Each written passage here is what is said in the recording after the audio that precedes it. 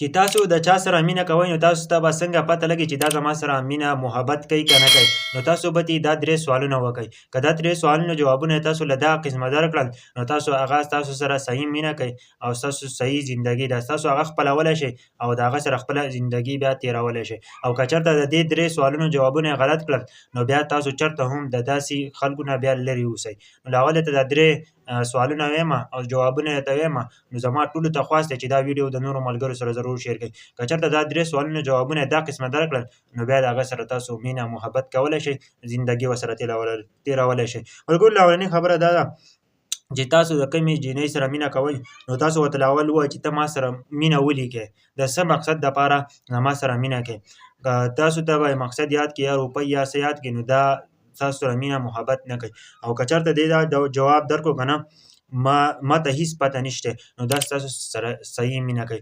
اولنۍ خبره دا ده چې تاسو یې تپوس وکئ چې ته ما سره ولې مینه کوې، او که د هغې جواب و چې ما ته هیڅ پته نشته نو دا جینۍ ستاسو صحیح مینه کوي او دا ستاسو ژوند تېرول غواړي.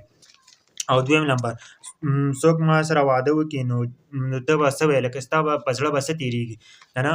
هغه هلک ورته ووایي که نه چې هغه هلک دې جینۍ ته ووایي چې زما سره بله جینۍ واده وکړي نو ستا په زړه به څه تېرېږي. دا جواب درکړو په چا کې هېڅ همت نشته چې ستاسو واده وکړي نو بیا ستاسو څه دی، دا ستاسو سره صحیح مینه کوي. بلې جینۍ کې زه دومره همت منم چې ستا سره واده وکړي نو هغه ستا سره صحیح برتین.